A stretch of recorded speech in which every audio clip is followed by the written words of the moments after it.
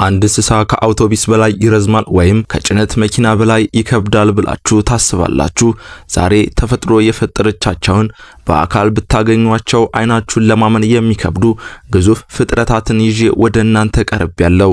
እንኳን ወደ ሽሜካስ ዩቲዩብ ቻናል በደህና መጣችሁ።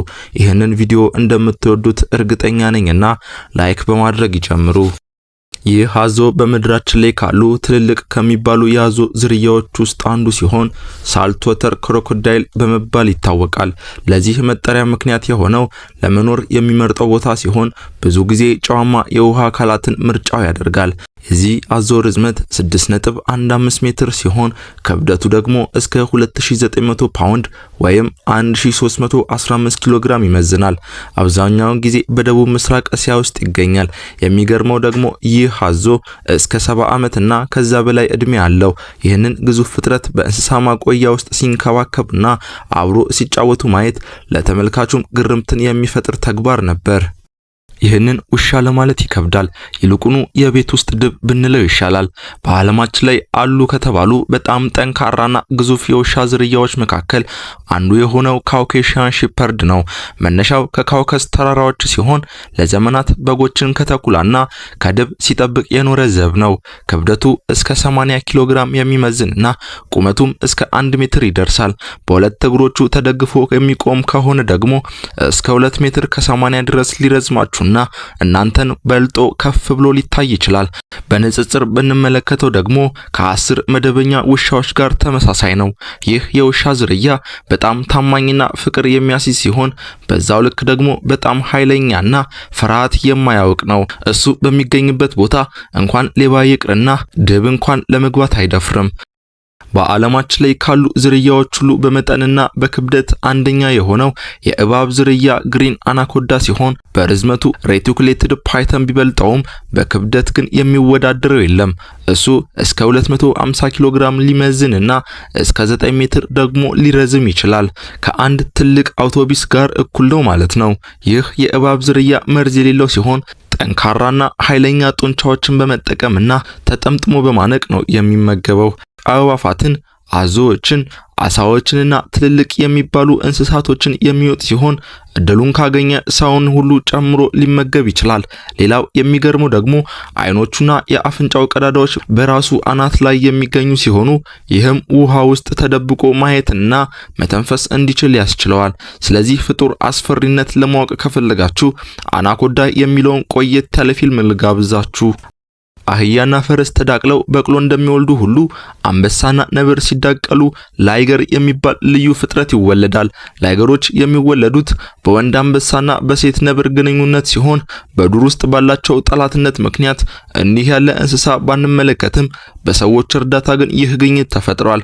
አስገራሚው ነገር ደግሞ ላይገሮች በመጠን ከአባታቸውም ሆነ ከእናታቸው መብለጣቸው ነው።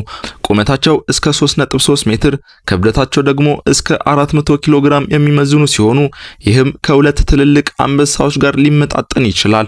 ባህሪያቸው የሁለቱም ድብልቅ ሲሆን እንደ አንበሳ ማህበራዊ መሆን ይወዳሉ። እንደ ነብር ደግሞ ውሃ ውስጥ መዋኘትና መጫወት ያስደስታቸዋል። ይህ ምስል ፎቶሾፕ እንዳይመስላችሁ በአውስትራሊያ ውስጥ የሚገኝ ኒከርስ የተባለ ግዙፍ በሬ እንጂ። የግዙፉ ሆልስቴን ፍሬጂያን ዝርያ ቢሆንም የዓለምን ሪከርድ ግን በመያዝ ብቸኛ ሆኗል። ኒከርስ ክብደቱ እስከ 1400 ኪሎ ግራም የሚመዝን ሲሆን በትከሻው በኩል 1.94 ሜትር ይረዝማል። ይህም ከታዋቂው የቅርጫት ኳስ ተጫዋች ማይክል ጆርዳን ጋር እኩል ቁመት አለው ማለት ነው።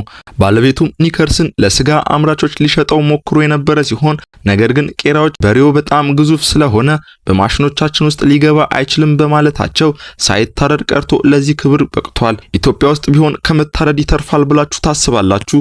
ሐሳባችሁን በኮሜንት አሳውቁኝ። እነኚህን ፍጥረታት በቴሌቪዥኖቻችሁ ስትመለከቱ ምን ያህል ግዙፍ ላይመስሏችሁ ይችላል። እውነታው ግን ስማቸው እንኳን ካላቸው ግዝበት እንደተሰጣቸው እንረዳለን። ይህ እንስሳ ኤሌፋንት ሴልስ የሚባሉ ሲሆኑ በብዛት የሚታወቀው ግን የባህር አንበሳ በመባል ነው። ከኤሌፋንት ሴሎች በአብዛኛው ወንዶቹ በመጠን ከፍ ያሉ ሲሆኑ እስከ 6 ሜትር ሊረዝሙ ይችላሉ። ይህም አንድ መጠነኛ ጀልባን ሙሉ ለሙሉ ይሸፍናል። በተመሳሳይ ክብደታቸው ደግሞ እስከ 4000 ኪሎ ግራም ሊመዝን ይችላል። ይችላል። ይህ ደግሞ ከአንድ ትልቅ የጭነት መኪና በላይ ክብደት አላቸው ማለት ነው። እነኚህ ፍጥረታት የትኛውንም የባህር እንስሳ የማይፈሩ ሲሆኑ በሴቷ ላይ ብቻ የሚገኘው የሾላ አፍንጫ ጠላቶቿ ላይ ከፍተኛ ድንጋጤን የሚለቅ ድምጽ ያወጣል። ሲሎች ፕሮፌሽናል ጠላቂ ዋናተኞችም ናቸው። እስከ 2133 ሜትር ድረስ በመጥለቅ በዓለም አንደኛ ናቸው። በዓለማችን ላይ ብዙ ትላልቅ ፈረሶች ቢኖሩም ቢግዴክን ግን የሚወዳደረው አልተገኘም። በዚህ ምክንያት የጂኒየስ ወርልድ ሪከርድ የዓለማችን ረጅሙ ፈረስ ተብሎም ተመዝግቧል። ቢግጄክ ከትከሻው በላይ እስከ 2 ሜትር ከ10 ይረዝማል፣ ጭንቅላቱን ሳይጨምር ማለት ነው። ቆሞ ሲታይ ደግሞ ከቅርጫት ኳስ መጫወቻ ቅርጫት ጋር እኩል ነው። የዚህ ፈረስ ዝርያ ቤልጂያን ጀርዲን ሲሆን ክብደቱ እስከ 1180 ኪሎ ግራም ይመዝናል። ይህም ከአንድ ቪትስ ክብደት ጋር እኩል ነው ማለት ነው። ቢግጄክ መጠነ ግዙፍ ቢሆንም በጣም የዋህና ተግባቢ ነበር። በዚህም ምክንያት ባለቤቶቹ ጀንትል ጃንት የሚል ቅጽል ሰጥተውት ነበር። በቀን እስከ 200 የሳር እስሮችና በርካታ ኪሎ አጃዎችን ይመገብ ነበር። ቢግጄክ እንደ አውሮፓውያኖቹ አቆጣጠር በ2021 ዓመተ ምህረት ከዚህ ዓለም በሞት ተለይቷል። ነገር ግን እስካሁን የሱን ቁመት የበለጠና ሪካርዱን የወሰደበት ተቀናቃኝ አልተገኘም። ይህ ኤሊ ሳይሆን የባህር ውስጥ ዳይኖሰር ነው። በዓለማችን ላይ ካሉ ኤሊዎች ሁሉ ግዙፉና ጥንታዊ የሆነው ሌዘርባክን ያውቁታል። ሌዘርባክ እንደ ሌሎቹ ኤሊዎች ጠንካራ አጥንት ያለው ድንጋይ የለውም።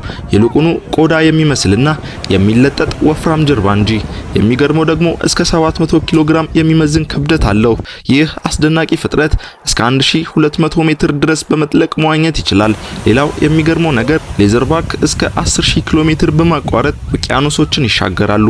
የእሱ ዋና ምግቡ ጄሊፊሽ ሲሆን ብዙ ጊዜ በባህርና ውቅያኖስ ውስጥ በሚጣሉ ፕላስቲኮች ምክንያት ጄሊፊሽ መስሎት ስለሚበላው ለህይወቱ ትልቅ አደጋ ተደቅኖበታል። አንበሳ ሲባል ወደ አእምሯችሁ የሚመጣው ጥቁር አንበሳ፣ የሳቫና አንበሳ ሊሆን ይችላል። ነገር ግን በምድር ላይ ካሉ አንበሳዎች ሁሉ የሚገሰው አንድ አንበሳ ዝርያ አለ፣ ባርበሪ አንበሳ። ይህን አንበሳ ልዩ የሚያደርገው እስከ ሆዱ ድረስ የሚወርድ እጅግ ጥቅጥቅ ያለ ጥቁር ወይም ነጭ ጸጉር አላቸው። ክብደታቸው እስከ 300 ኪሎ ግራም የሚደርስ ሲሆን ከሌሎች አንበሶች ሁሉ ግዙፉና አስፈሪ ግርማ ሞገስ ሰጥቷቸዋል። በአንዳንድ ታሪኮች ላይ እንደምንመለከተው በጥንታዊቷ ሮም ኮሎሲየም ውስጥ ከግላዲያተሮች ጋር እንዲዋጉ የሚደረጉት እነኚህ አንበሶች እንደነበሩ ታሪክ ይነግረናል። መኖሪያቸው በሰሜን አፍሪካ የነበረ ቢሆንም በአደን ምክንያት ከ1920ዎቹ ጀምሮ ከዱር ውስጥ ሙሉ ለሙሉ ጠፍተዋል። ዛሬም ጥቂቶቹ በሞሮኮ ንጉሳዊ መካነ እንስሳት ውስጥ የሚገኙ የልጅ ልጆቻቸው ብቻ ቀርተዋል።